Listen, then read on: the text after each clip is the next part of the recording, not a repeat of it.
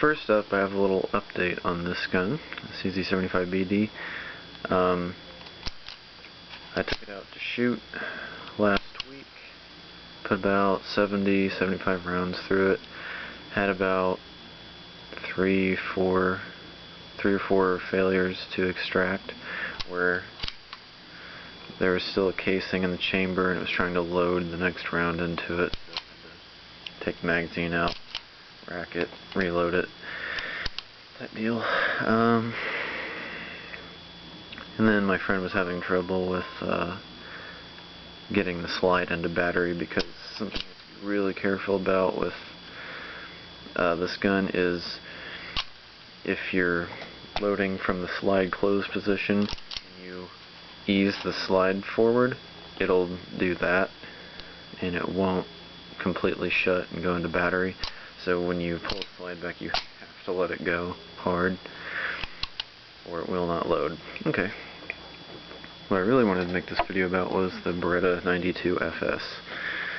Took this out shooting yesterday, and just for comparison, here's the size comparison.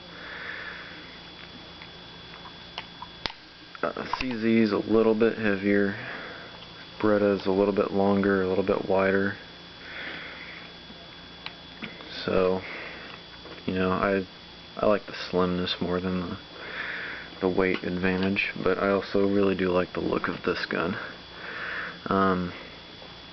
Features include a safety decocker, which means it decocks and it's also unsafe.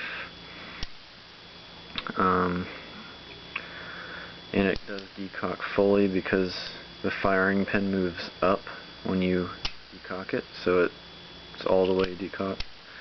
The trigger feels a little weird on this. It feels really wide and flat. I mean, the trigger pull is actually pretty nice on it.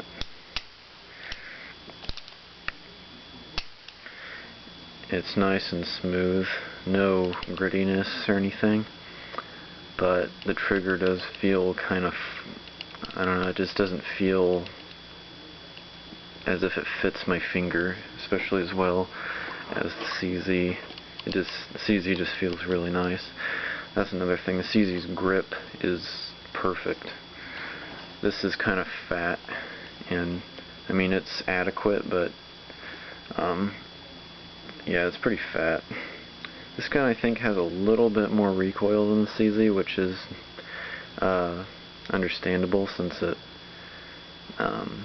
isn't quite as heavy.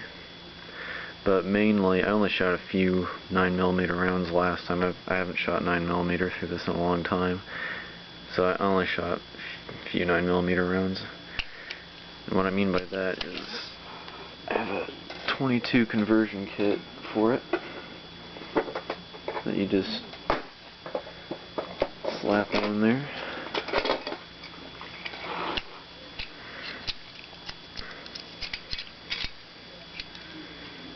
It's kind of a pain in the butt to get this guide rod in there.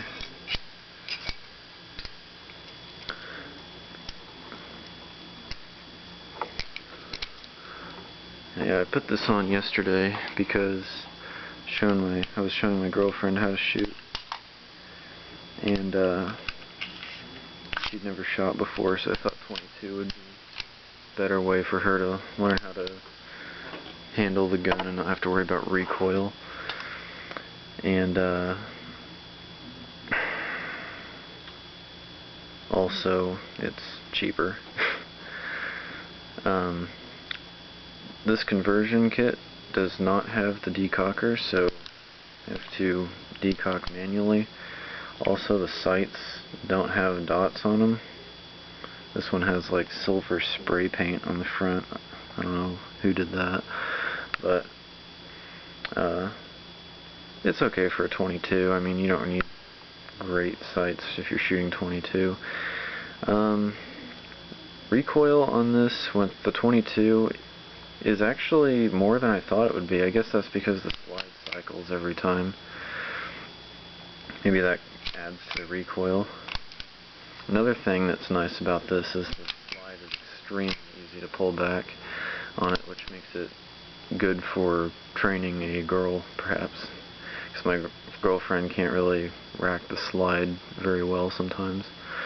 So this was really easy for her to do. Although, I mean, even with the 9mm barrel and slide on there, the Beretta really does have a nice smooth slide on it. I mean, it's really easy to pull back, partly I guess because the barrel doesn't tilt. It's not like a locked barrel lug or whatever that's called. But anywho, here's the magazine for the 22.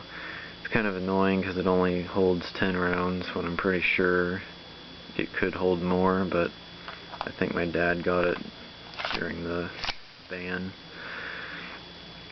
And the slide does not lock open on the last shot with the 22 conversion kit, which kind of sucks, but doesn't really matter. Just count your shots. You're not going to be using it for combat anyway.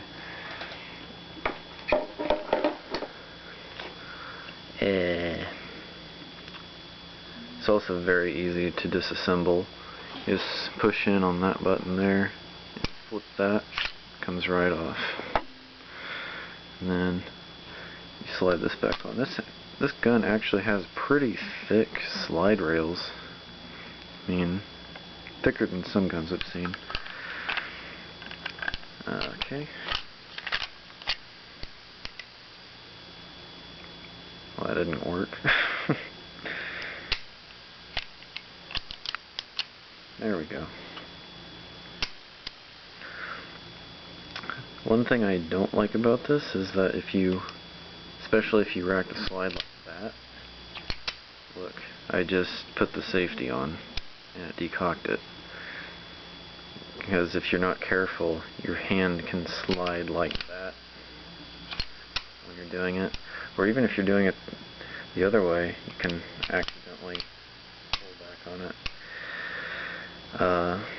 That would seem to be kind of a problem to me, unless if you're someone who carries without a rounding chamber already. Other than that, I can't really think of much more to say on this. I mean, it's fairly accurate, although I mainly shot 22 through it yesterday, and it's been like probably 5 or 6 years since I had taken this gun out before. It looks pretty cool. That's about all I have to say about this. I mean, that's about all I have to say about that.